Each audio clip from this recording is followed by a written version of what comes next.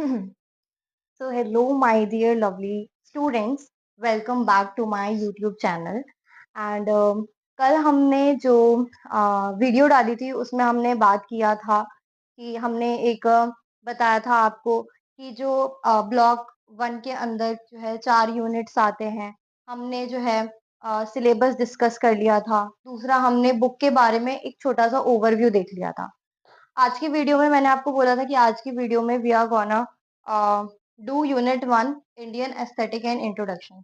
Block 1 जो है कालिदासा की, इसके अंदर हम लोग जो है करने वाले हैं यूनिट 1 को कवर। ठीक है, तो ये जो यूनिट 1 है वो क्या है, इंडियन एस्थेटिक एंड इंट्रोडक्शन। इसके अंदर भी ब्लॉक 1 के अंदर भी गाइस मैंने आपको बताया था कि सभी ब्लॉक्स के अंदर 4 यूनिट होते हैं। तो इस ब्लॉक के अंदर जो फर्स्ट यूनिट है हम आज उसको करेंगे। अभी हम आधा ही करेंगे। लाइक आज हम ऑब्जेक्टिव देख लेंगे, इसका इंट्रोडक्शन देख लेंगे। देन हम इंडियन क्लासिकल ड्रामा के बारे में देख लेंगे एंड संस्कृत ड्रामा के बारे में देख लेंगे। और नेक्स्ट वीडियो में हम इसके बाद जो हमारे प्लेराइट्स हैं उनके बारे में पढ़ेंगे। तो ये जो वीडियो होगा हमारे यूनिट 1 का वो मेरा पार्ट 1 होगा, पार्ट 2 में इसके आगे का हम वीडियो डालेंगे। तो शुरू करते हैं। जो ब्लॉक 1 है इसके अंदर में हम कालिदासा के बारे में सारी चीज़ें जो कालिदासा ने लिखा है, जो कालिदासा ने लिखा है अभिजनाना, ठीक है? अभिजनाना शकुंतला जो कि कालिदासा ने लिखा है, हम उसके बारे में पढ़ने वाले हैं। तो सबसे पहला यूनिट जो इसके अंदर आ जाता है वो आ जाता है इंडियन एस्थेटिक एंड इंट्रोडक्शन। तो इसमें जो है हम सबसे पहले जान लेते हैं कि आखिर इंडियन एस्थेटिक क्या है, ठीक है? हम ये जानेंगे कि इंडियन एस्थेटिक जो हमारा टॉपिक है, सबसे पहली बात होती है कि जब भी हम कोई भी चैप्टर हम कर रहे हैं, उस चैप्टर का जो हमें टॉपिक दिया हुआ है, हमें सबसे पहले उस टॉपिक के बारे में जानना चाहिए कि वो टॉपिक क्या है, ठीक है? तो अगर हम इंडियन एस्थेटिक की बात करें तो इंडियन एस्थेटिक का मतलब होता है आर्ट, ब्यूटी, यहाँ पे लिख देते हैं।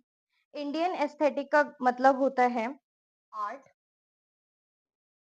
ब्यूटी, आर्ट हो गया, ब्यूटी हो गया, ठीक है? इमोशंस हो गए, ठीक है? इमोशंस, इनके बारे में सोचना और समझना, ये इंडियन एस्थेटिक होता है, ठीक है? ये बताता है कि एक आर्ट वर्क जैसे कि क्या-क्या होता है आर्ट वर्क? जैसे कि ड्रामा हो गया, डांस हो गया, आर्ट वर्क जैसे कि आर्ट वर्क हो गया जैसे कि ड्रामा हो गया, डांस हो गया, पोएट्री हो गई, पेंटिंग हो गया, म्यूजिक हो गया, पोएट्री, म्यूजिक, है ना?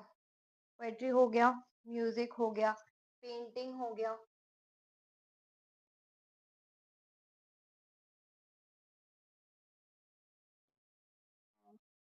पेंटिंग हो गया। तो ये सब कैसा होना चाहिए? ताकि ऑडियंसेस को पसंद आए और वो खुद को कनेक्ट कर पाए। ये जो है ऐसा होना चाहिए आर्ट वर्क, जो कि आर्ट वर्क क्या होता है? Drama, dance, poetry, music, painting. तो ये ऐसा होना चाहिए ताकि लोग जो है खुद को उससे कनेक्ट कर पाए, ठीक है? और उन्हें जो है जो भी हम बना रहे हैं वो पसंद आए। ये होता है हमारा इंडियन एस्थेटिक, ठीक है? अब हम आते हैं दूसरी चीज़ पे कि हम इस यूनिट में क्या-क्या पढ़ने वाले हैं। तो सबसे पहले हम देख लेते हैं कि हम इसमें पढ़ेंगे इंडियन क्लासिकल ड्रामा के बारे में कि इंडियन क्लासिकल ड्रामा कैसे स्टार्ट हुआ, इसका पर्पस क्या था और ये इम्पोर्टेंट क्यों था? Why is it important? और इसके साथ ही हम क्या पढ़ेंगे? संस्कृत ड्रामा के बारे में कि इसके अलग-अलग कौन-कौन से पार्ट्स हैं और किस तरीके से ये स्पेशल ऑडियंसेस के लिए परफॉर्म किए जाते थे। ठीक है? तो ये सारी चीज़ें हम इस चैप्टर में पढ़ने वाले हैं। अब हम आ जाते हैं इसके इंट्रोडक्शन पे। अगर हम इसका इंट्रोडक्शन देखें गाइस, तो इसमें जैसे लिटरेचर जीनर होता है, जैसे लिटरेचर जीनर होता है, वैसे ही हिस्ट्री सॉरी जैसे लिटरेचर जीनर का एक हिस्ट्री होता है, वैसे ही गाइस ड्रामा का भी एक अपना ओरिजिन और इवोल्यूशन होता है। अगर हम ओरिजिन और इवोल्यूशन की बात करें तो ओरिजिन मतलब क्या कि कैसे इसकी शुरुआत हुई। ओरिजिन मतलब क्या, इसकी शुरुआत कैसे हुई थी। ठीक है, तो ड्रामा का भी अपना ही एक ओरिजिन है, अपना है कि वो किस तरीके से शुरू हुआ था। दूसरा इवोल्यूशन, इवोल्यूशन यानी कि कैसे प्रोग्रेस हुआ इसका, यानी कि ये और कैसे ड्रामा के बारे में और कितना ज्यादा कैसे इवॉल्व हुआ, कैसे लोगों को इसके बारे में पता चला, कैसे ये इसका विकास हुआ। बेसिकली अगर बात करें तो कैसे इसका विकास,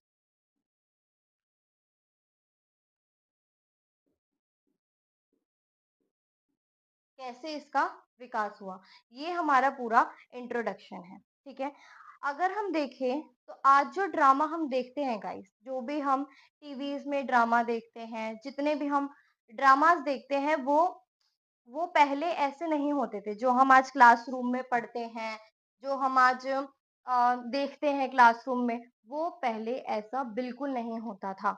तो जो ड्रामा है ना, वो एक स्टोरी बताता है। क्या बताता है? वो एक स्टोरी बताता है कि, एक सेकेंड गाइस,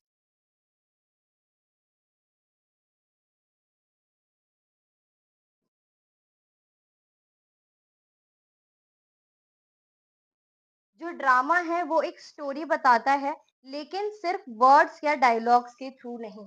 ड्रामा सिर्फ वर्ड्स और डायलॉग्स के थ्रू हमें स्टोरी नहीं बताता है, बल्कि इसके अंदर और भी चीजें इन्वॉल्व होती हैं। इसके अंदर क्या क्या इन्वॉल्व होता है? जैसे जेस्चर हो गया। जेस्चर क्या होता है? बॉडी, बॉडी स्ट्रक्चर, जो बॉडी का मूवमेंट होता है, जो हमारे हैंड्स के मूवमेंट्स होते हैं, वो होता है जेस्चर। जेस्चर देखते हैं हम लोग। ठीक है, इसके अंदर जो ड्रामा होता है ना, इसके अंदर सिर्फ वर्ड्स और डायलॉग्स के थ्रू स्टोरी नहीं बताई जाती है। इसके अंदर जेस्चर होता है, यानी कि बॉडी, हैंड्स, हमारे लेग्स हैं, उनके मूवमेंट। देन हमें बताया जाता है फेशियल एक्सप्रेशन। फेशियल एक्सप्रेशन के थ्रू जो है हमें पूरी स्टोरी बताई जाती है। तो ये हो गया फेशियल एक्सप्रेशन। दूसरा हो गया गाइस कैरेक्टर्स। इसके अंदर कैरेक्टर्स होते हैं, ठीक है, अलग अलग। नेक्स्ट हो गया हमारा डांस होता है इसके अंदर, अलग अलग जेस्चर्स होते हैं। ठीक है, देन उसके बाद बैकग्राउंड बहुत ही ज्यादा इंपॉर्टेंट होता है गाइस। इसके अंदर बैकग्राउंड्स होते हैं। ठीक है, उसके बाद इसके अंदर स्टेज सेटिंग की जाती है। स्टेज सेटिंग की जाती है। ठीक है, इसके बाद इसके अंदर म्यूजिक के थ्रू भी इसकी जो स्टोरीज हैं वो हमें इसमें पता चलता है। ठीक है, इसके बाद इसीलिए इस ड्रामा को एक परफॉर्मेटिव आर्ट कहा जाता है। क्या कहा जाता है ड्रामा को? एक परफॉर्मेटिव आर्ट। परफॉर्मेटिव आर्ट, इसको क्या बोला जाता है? परफॉर्मेटिव आर्ट बोला जाता है इसको। ठीक है, अब ड्रामा में सिर्फ राइटर और एक्टर नहीं होते हैं। ठीक है, अगर हम बात करें ड्रामा की, जैसे कि हमने इसमें देखा कि ड्रामा जो है वो सिर्फ वर्ड्स और डायलॉग से ही नहीं बनता है, इसमें और भी चीजें होती हैं। वैसे ही जो ड्रामा है इसके अंदर सिर्फ राइटर और एक्टर इन्वॉल्व नहीं होते हैं। ठीक है,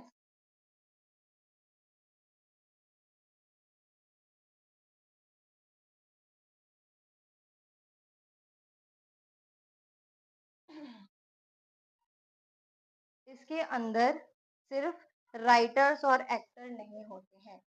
राइटर और एक्टर नहीं होते हैं, ये दोनों भी होते हैं, लेकिन इसके साथ साथ और कौन कौन होते हैं और क्या क्या होता है ये भी है। क्योंकि हम जो ये पढ़ते हैं गाइस, इसके जो भी हम आज की डेट में अगर हम मूवीज देखते हैं तो उसके अंदर सिर्फ एक राइटर और सिर्फ एक एक्टर नहीं होता है, उसके अंदर और भी चीजें होती हैं, जैसे कि प्ले राइट।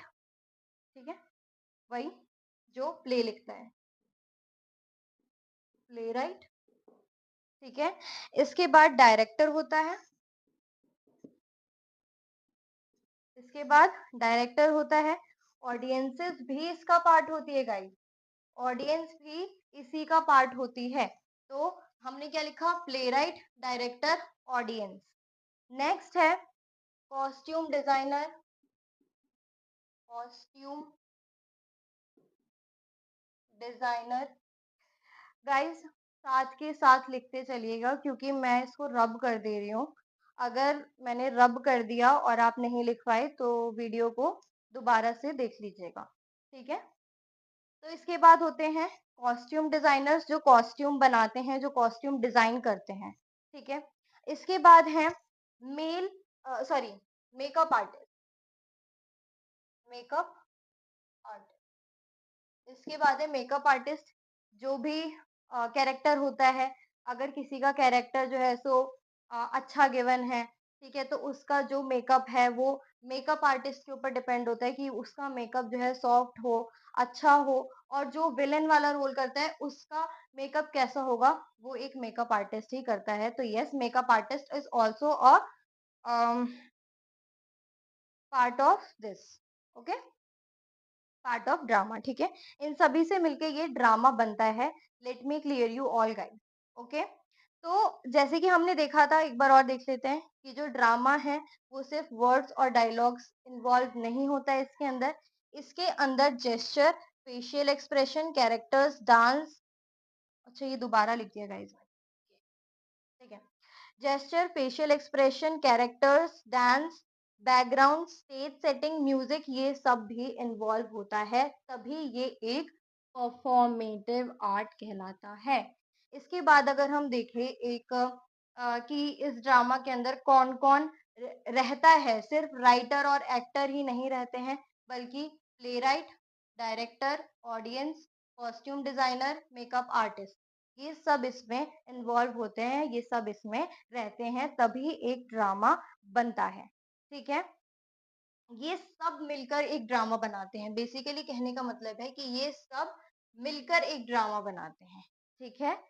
इसके बाद जो नेक्स्ट पार्ट है हमारा, उसमें हम पढ़ेंगे इंडियन क्लासिकल ड्रामा के बारे में। तो if you want to take screenshot of this तो यू कैन टेक, बाकी तो मैंने पीछे का अभी कर दिया है। वैसे ये इम्पोर्टेंट है तो ये आप जो है सो स्क्रीनशॉट ले लो, अदरवाइज लिख लो। अ,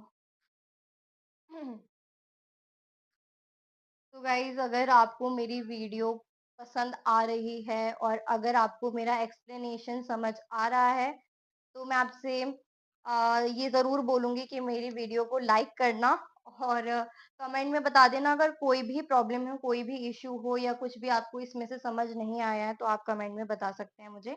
मैं कमेंट में आपको रिप्लाई कर दूँगी, आपको बता दूँगी। एंड सब्सक्राइब करना तो बिल्कुल मत भूलना गाइज़। चलो, अब हम आते हैं नेक्स्ट पे, that is Indian classical drama.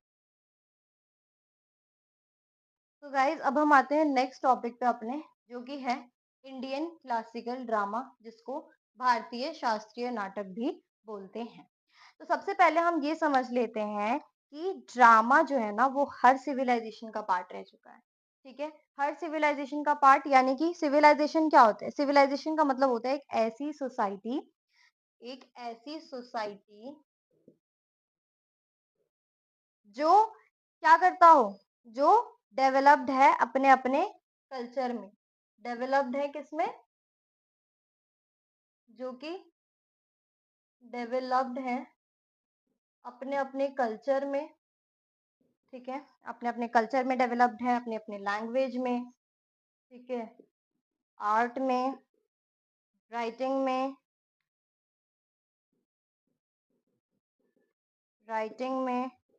Then religion में, ठीक है, जो इन सब चीजों में डेवलप्ड है, उन्हें बोला जाता है क्या, सिविलाइजेशन। जैसे कि हमने देखा था इंडस वैली सिविलाइजेशन, है ना, हड़प्पन सिविलाइजेशन, तो ये होता है सिविलाइजेशन, जो सोसाइटी डेवलप्ड है अपने कल्चर में, लैंग्वेज में, आर्ट में, राइटिंग में, रिलीजन में, और भी एक्सेट्रा चीजें होती हैं, जैसे सोशल सिस्टम हो गया, सोशल सिस्टम हो गया, साइंस हो गया, ठीक है, जो इन सब चीज़ों में डेवलप्ड होती हैं, इनको सिविलाइज़ेशन बोला जाता है, ठीक है?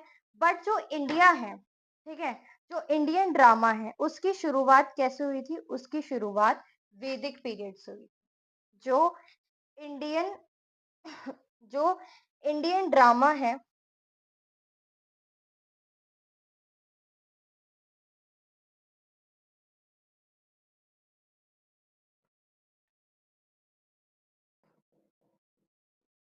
इंडियन ड्रामा है, इसकी शुरुआत कैसे हुई थी?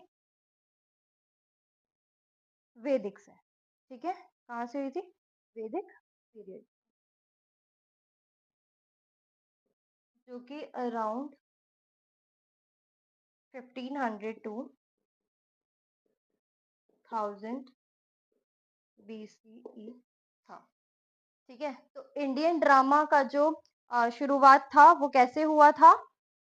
वैदिक पीरियड से हुआ था, जो कि अराउंड 1500 टू 1000 बीसीई के अराउंड था, ठीक है? इसके बाद हम नेक्स्ट देख लेते हैं कि उस समय जो वेदास थे उसमें ना डायलॉग्स, रिचुअल्स और हिम्स जो है ना उनके जैसे एलिमेंट्स इसमें मिलते थे, ठीक है? क्या-क्या मिलते थे? Language, sorry, dialogue, dialogues, dialogues मिलते थे, रिचुअल्स, रिचुअल्स, देन उसके बाद हिम्स, हिम्स समझते हो गाइस? श्लोक जो होते हैं, ठीक है? तो हिम्स, ये सारे एलिमेंट्स उस टाइम पे पाए जाते हैं। फिर बाद में क्या हुआ कि बाद में फिर उसके बाद रामायण और महाभारत जैसे एपिक्स जो है वो आने लग गए, ठीक है? महाभारत और रामायण जैसे एपिक्स आ गए, ठीक है? जब हमने ये देखा कि वैदिक पीरियड में जो इंडियन ड्रामा बना था, ठीक है? तो उस टाइम पे उसमें क्या-क्या होते थे, उसके अंदर क्या-क्या एलिमेंट्स होते थे? डायलॉग्स हो गए, रिचुअल्स हो गए, हिम्स हो गए, ये सारे एलिमेंट्स होते थे। लेकिन उसके बाद क्या हुआ, धीरे-धीरे करके उसके बाद महाभारत और रामायण एपिक आई, ठीक है? और इसके अंदर हमने क्या देखा, महाभारत और रामायण के अंदर, कि इसके अंदर जो है काफ़ी सारे ड्रामेटिक सीन्स थे और परफॉर्मेंसेस दिखते थे। इनके अंदर क्या थे? काफ़ी सारे ड्रामेटिक सीन्स ड्रामेटिक सीन्स थे ड्रामेटिक सीन्स थे और परफॉर्मेंसेस हुआ करते थे। ठीक है? तो अब देखो, जो इंडियन क्लासिकल ड्रामा है उसका सबसे इम्पोर्टेंट टेक्स्ट जो था वो क्या है? नाट्य शास्त्र। क्या है? नाट्य शास्त्र।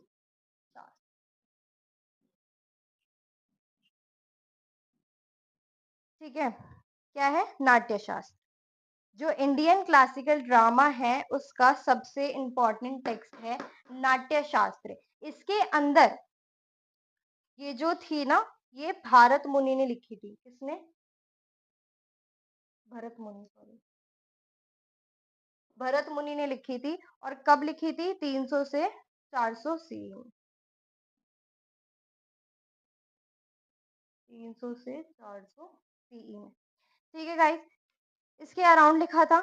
इसके बाद अगर हम बात करें नाट्य शास्त्र की, तो ये जो थी ना, ये एक बुक थी जिसमें बताया गया था कि जो ड्रामा है वो कैसे लिखना चाहिए, ठीक है?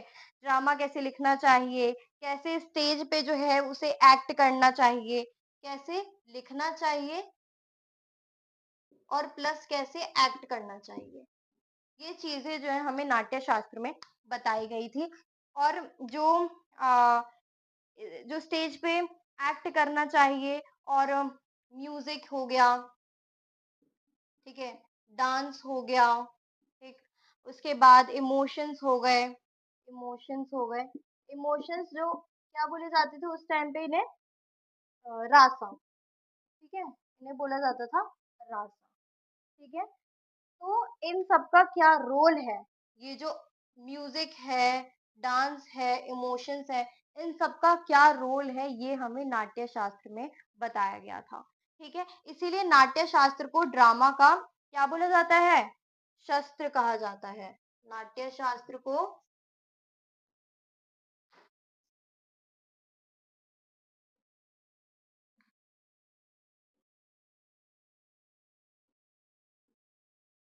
क्या बोला जाता है?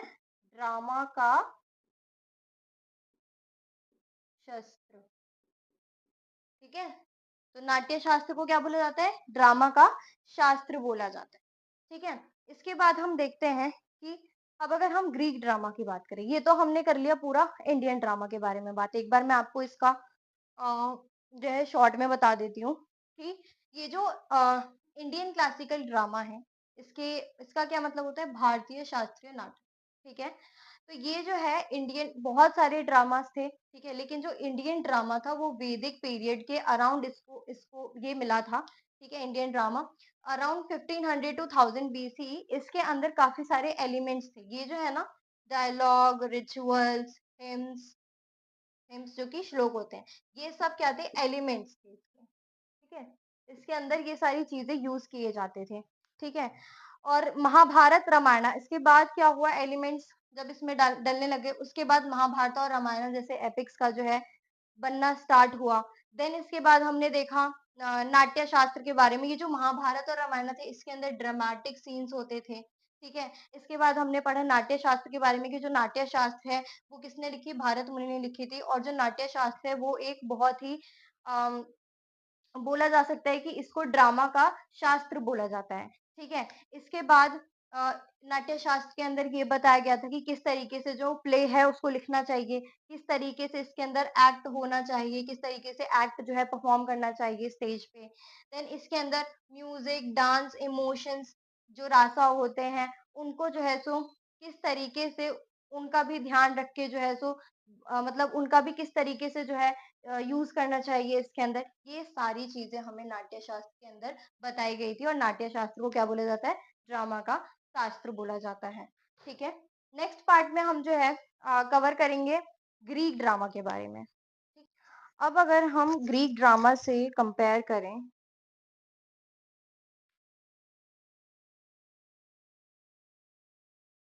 ग्रीक ड्रामा से कंपेयर करें, ठीक है? अब देखो अगर हम ग्रीक ड्रामा से कंपेयर करें तो दोनों में कुछ सिमिलैरिटीज हैं, ठीक है? दोनों में क्या है? सिमिलैरिटी,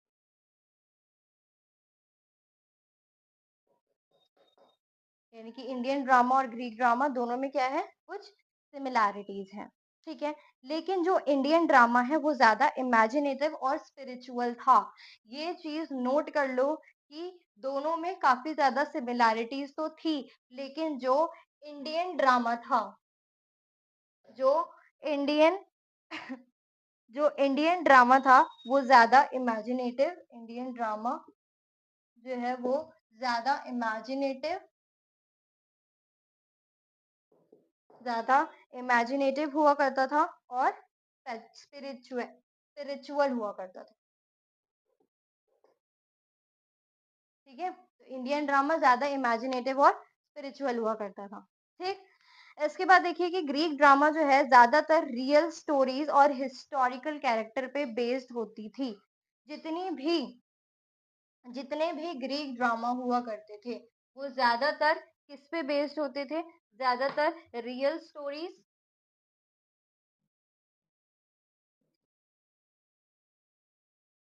और ज़्यादातर जो है इसके अंदर हिस्टोरिकल कैरेक्टर्स होते थे।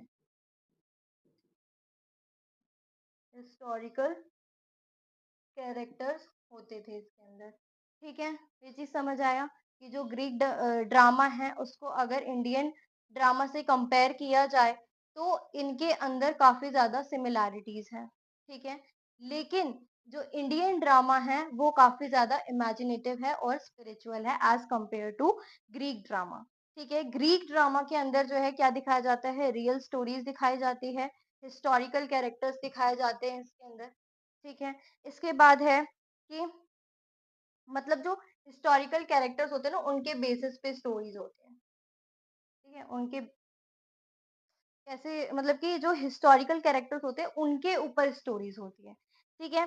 नेक्स्ट हम आते हैं कि जो इंडियन ड्रामा होते हैं, उनमें क्या होता है? इस ये तो रियल स्टोरीज़ होती हैं, ठीक है? अगर हम ग्रीक ड्रामा की बात करें तो इसके अंदर तो रियल स्टोरीज़ होती हैं। लेकिन इफ हम बात करें इंडियन ड्रामा की, अगर हम बात करें इंडियन ड्रामा की, तो इंडियन ड्रामा के अंदर क्या है? इसके अंदर जो है गॉड्स होते हैं, इसके अंदर गॉड्स हैं, गॉडेसेस हैं, ठीक है? इसके अंदर गॉड्स का इन्वॉल्वमेंट होता है, इसके अंदर गॉडेसेस का इन्वॉल्वमेंट होता है और इसके अंदर सुपरनैचुरल एलिमेंट्स भी होते हैं।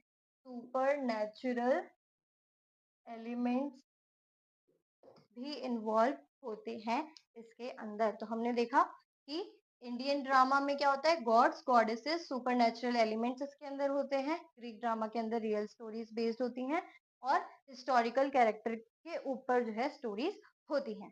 ठीक है, नेक्स्ट देखो, अब ये जो सुपरनैचुरल एलिमेंट्स है, तो सुपरनैचुरल एलिमेंट से हमारा क्या मतलब है? जो जो हेवनली सीन्स, इसका मतलब क्या होता है? Heavenly scene. अब हेवनली सीन्स क्या होता है? हेवनली सीन्स मतलब कि ड्रामा के अंदर वो सीन्स जहाँ पे देवी देवता जहाँ पे देवी देवता दिखाए जाते हैं, जहाँ पे देवी और देवता दिखाए जाते हैं। ठीक है, तो इंडियन ड्रामा के अंदर गॉड, गॉडेसेस, सुपरनैचुरल एलिमेंट्स होते हैं। वहीं ग्रीक ड्रामा में रियल स्टोरीज होती हैं और हिस्टोरिकल कैरेक्टर के ऊपर स्टोरीज होती हैं। ठीक है, एक्शन एक जगह से दूसरी जगह शिफ्ट होता रहता है इंडियन ड्रामा में। कभी कभी अर्थ पे होता है तो कभी कभी हेवन में होता है। हेवन यानी कि स्वर्ग, यानी कि जैसे हम कुछ कुछ देखे, कुछ कुछ हमारे पास जो है स्टोरीज होती हैं जो कि लाइक रियल स्टोरीज नहीं होती हैं, ठीक है? उनके अंदर क्या होता है कि कहीं-कहीं पे तो कुछ चीज़ें तो धरती पे दिखाई जा रही हैं और कुछ चीज़ें हमें हेवन में दिखा रही हैं, ठीक है? कि भाई कुछ चीज़ें हेवन में हो रहा है और कुछ चीज़ें धरती पे हो रही है। तो ये ड्रामा जो है इंडियन ड्रामा के अंदर ऐसी चीज़ें दिखाई जाती हैं, ठीक है? अगर नेक्स्ट हम देख लेते हैं, तो अगर हम देखें कि इसका कंक्लूजन, इन दोनों का कंक्लूजन, तो क्या पढ़ा हमने इसमें कि जो इंडियन क्लासिकल ड्रामा है वो एक रिच और स्पिरिचुअल ट्रेडिशन है। जो इंडियन क्लासिकल ड्रामा है, जो इंडियन क्लासिकल ड्रामा है वो एक रिच एंड स्पिरिचुअल ट्रेडिशन है जो रिलीजन, कल्चर और आर्ट को कंबाइन करता है। ये क्या करता है?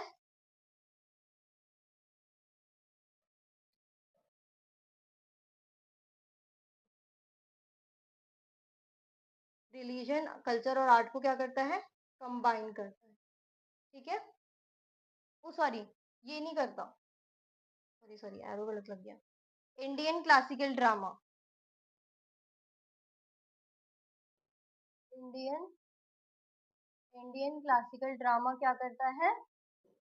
रिलीजन, कल्चर और आर्ट को कंबाइन करता है। ठीक है, और इसके बारे में कहाँ से पता चलता है? वेदास, एपिक्स और नाट्य शास्त्र से। इन सब के बारे में हमें इंडियन क्लासिकल ड्रामा और ये सारा जो हमने पढ़ा उसके बारे में हमें कहाँ से पता चलता है? नाट्य शास्त्र से, नाट्य शास्त्र से,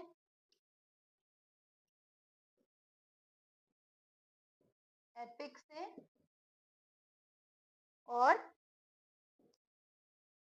वेदास से।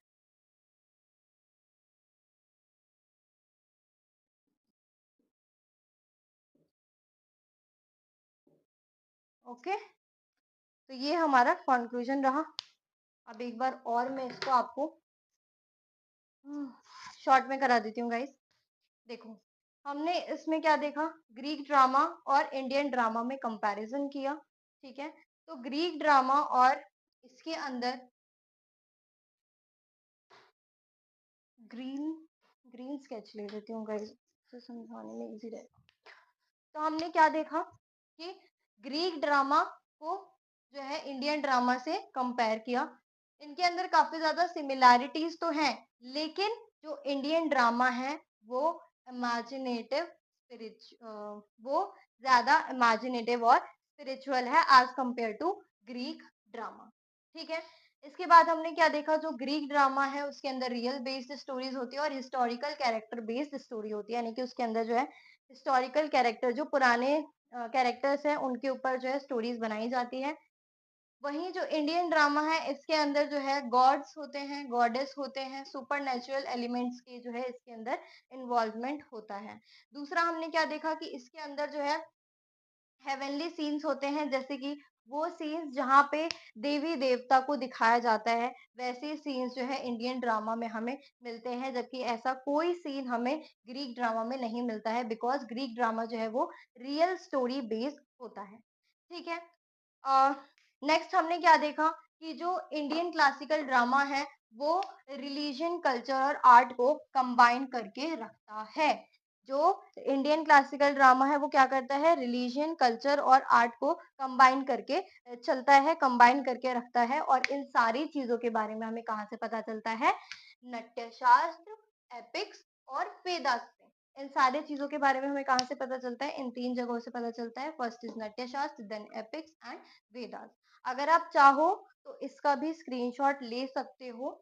एंड वैसे मैं इन सब का नोट्स आपको प्रोवाइड करूंगी, but still if you want to take screenshot as a short note, तो you can take it.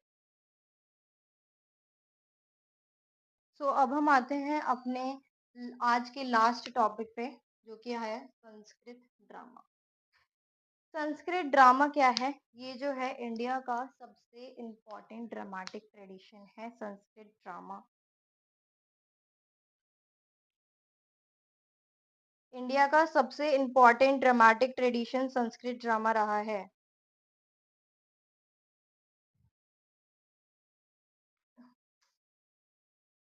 India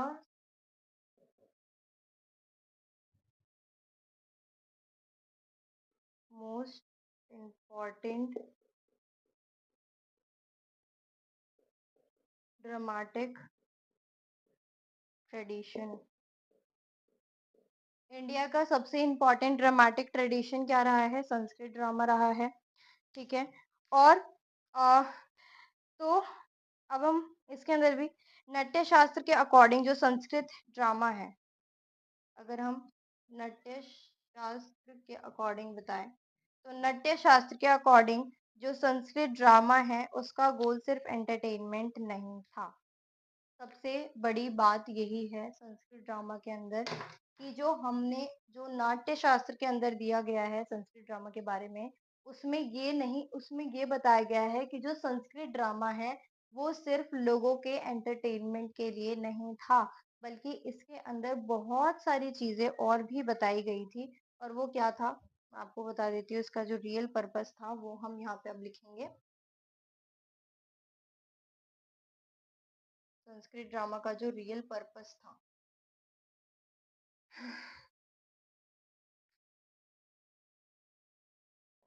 ये चीज लिख लीजिएगा।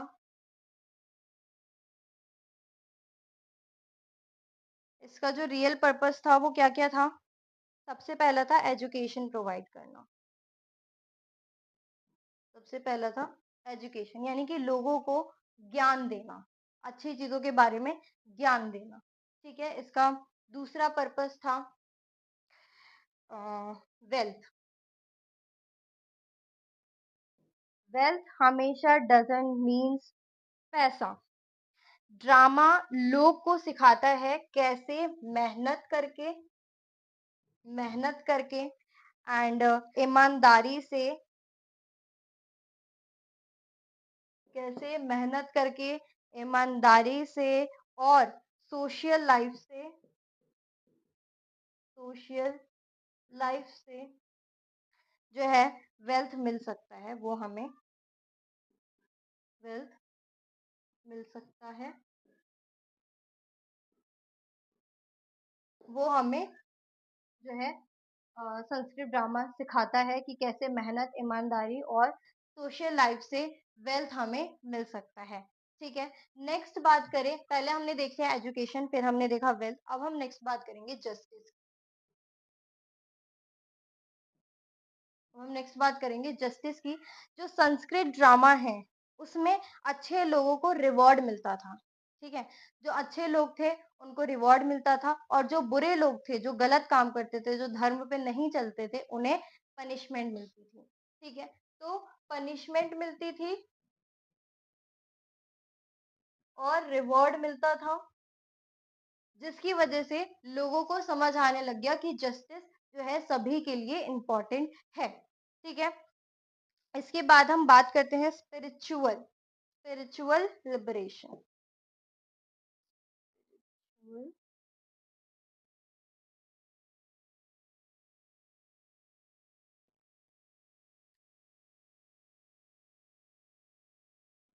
अब देखिए स्पिरिचुअल लिबरेशन क्या था? स्पिरिचुअल लिबरेशन मतलब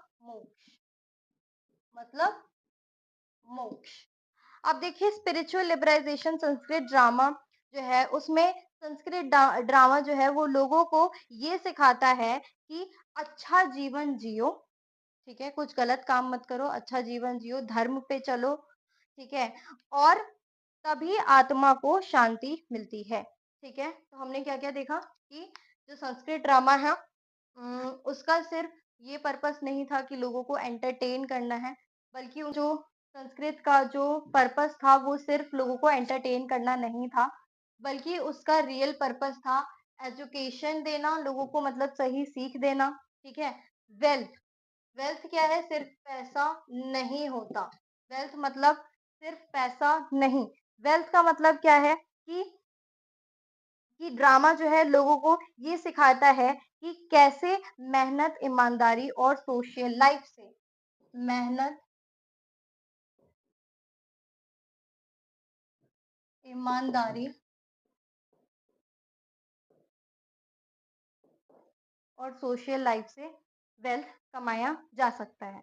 दूसरा हम आते हैं जस्टिस पे। जस्टिस है कि जो अच्छे लोग होते हैं, जो अच्छा काम करते हैं, जो सही काम करते हैं, उनको रिवॉर्ड मिलता है और जो बुरे लोग होते हैं, जो बुरा काम करते हैं, उनको पनिशमेंट मिलता है। तो इससे लोगों को क्या पता लगा? इससे लोगों को पता चला कि जस्टिस क्या होता है। जस्टिस के बारे में बहुत सारी चीज़ें लोगों को इससे पता चलने लग गई संस्कृत ड्रामा के थ्रू। स्पिरिचुअल लिबरेशन मतलब कि मोक्ष होता है, ठीक है? यानी कि यानी कि जो संस्कृत ड्रामा है, वो लोगों को ये सिखाता है कि अच्छा जीवन जियो, धर्म पर चलो, तभी आपको मोक्ष मिलेगा, ठीक है? तो इस तरीके की चीज़ें हमें जो है संस्कृत ड्रामा सिखाता है। सिर्फ संस्कृत ड्रामा एक जो है एंटरटेनमेंट के लिए नहीं होता है, ठीक? अब हम इसके अंदर बात करेंगे स्ट्रक्चर की, ठीक है? कि क्या स्ट्रक्चर रहता है इसका, ठीक है? तो सबसे पहले तो इसकी क्या होती है? ओपनिंग, ठीक है? ओपनिंग इसको बोलते हैं मुखा, ठीक है? संस्कृत में मुखा ये होता है ओपनिंग। यानी कि कोई भी जो संस्कृत प्ले है उसकी ओपनिंग क्या रह रही है, कैसी ओपनिंग हो रही है उसकी, ठीक है? स्टार्टिंग कैसी हो रही है बेसिकली, क्या है कि स्टार्टिंग कैसी हो रही है। नेक्स्ट हम बात कर लेते हैं किसकी? प्रतिमुख मुखा की।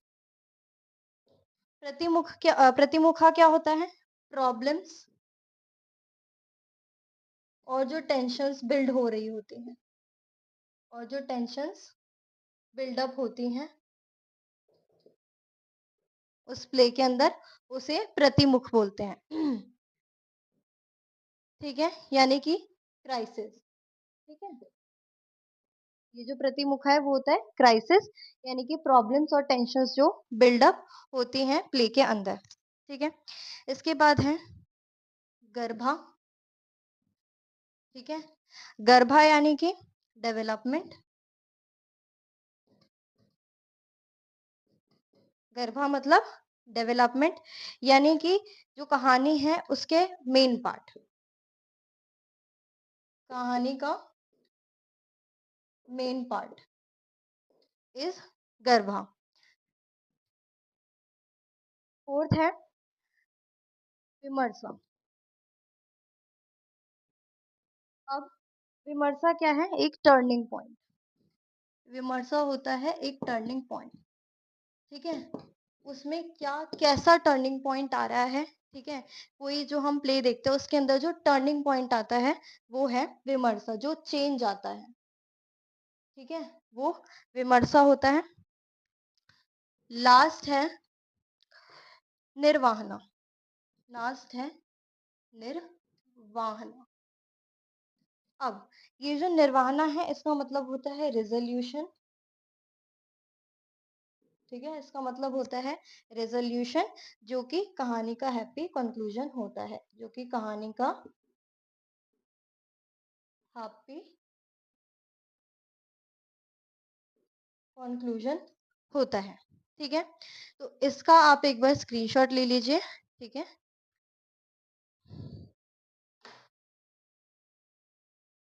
अब हम बात कर लेते हैं इसके लैंग्वेजेस की, ठीक है? ये जो लैंग्वेजेस होते हैं संस्कृत ड्रामा के अंदर, वो होते हैं बाइलिंगुअल, वो होते हैं बाइलिंगुअल, ठीक है? बाइलिंगुअल यानी कि 2 लैंग्वेजेस जो इसके अंदर जो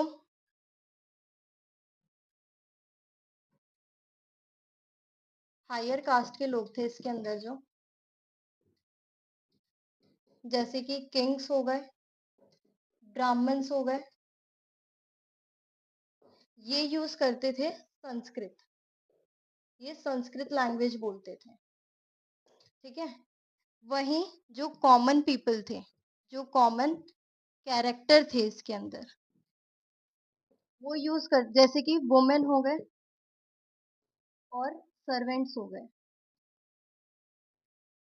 वो यूज़ करते थे प्राकृत लैंग्वेज, ठीक है? तो हम देख सकते हैं कि जो संस्कृत ड्रामा था, जो संस्कृत ड्रामा था, उसके अंदर जो संस्कृत प्ले था, उसके अंदर 2 तरीके की लैंग्वेजेज़ यूज़ की जाती थी। पहला जो हायर कास्ट के लोग यूज़ करते थे, जैसे किंग्स हो गए, ब्राह्मण्स हो गए, वो संस्कृत लैंग्वेज यूज़ किया करते थे और दूसरा जो कॉमन कैरेक्टर होते थे उसके अंदर जैसे वुमेन हो गए, सर्वेंट्स हो गए, वो प्राकृत लैंग्वेज यूज़ करते थे। ठीक है? इसका भी अगर आपको इसका भी स्क्रीनशॉट लेना है तो you can take it. So guys आज का लास्ट टॉपिक जो है हमारा वो रहने वाला है डिक्लाइन ऑफ संस्कृत ड्रामा। अब ये जो संस्कृत ड्रामा है वो खत्म कैसे हुआ हम ये देखेंगे इसमें। तो बेसिकली क्या हुआ था कि धीरे-धीरे टाइम के साथ जो ये संस्कृत ड्रामा था वो कम पॉपुलर होने लग गया। इसकी जो पॉपुलैरिटी थी वो कम होने लग गई। नीचे का साइन मतलब कि कम होने लग गई थी, ठीक है? टाइम के साथ-साथ पॉपुलैरिटी कम होने लग गई थी। जो लोग थे, ठीक है? जो लोग थे उन्हें जो है संस्कृत लैंग्वेज नहीं समझ आ रही थी, ठीक है? तो इसी वजह से जो लोग हैं वो खुद को कनेक्ट नहीं कर पा रहे थे। कनेक्ट नहीं कर पा रहे थे क्यों? क्योंकि लैंग्वेज समझ नहीं आ रही थी, तो वो खुद को कनेक्ट नहीं कर पा रहे थे उस प्ले से, उस ड्रामा से, ठीक है? तो जो ये थे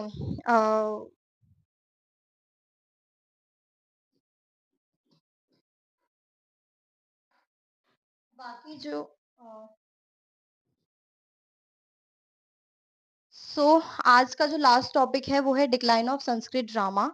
संस्कृत ड्रामा जो है वो टाइम के साथ-साथ उसकी पॉपुलैरिटी कम होने लग गई थी। क्यों पॉपुलैरिटी कम होने लग गई? क्योंकि जो लोग थे, जो कॉमन पीपल थे, उन्हें संस्कृत लैंग्वेज नहीं समझ आती थी।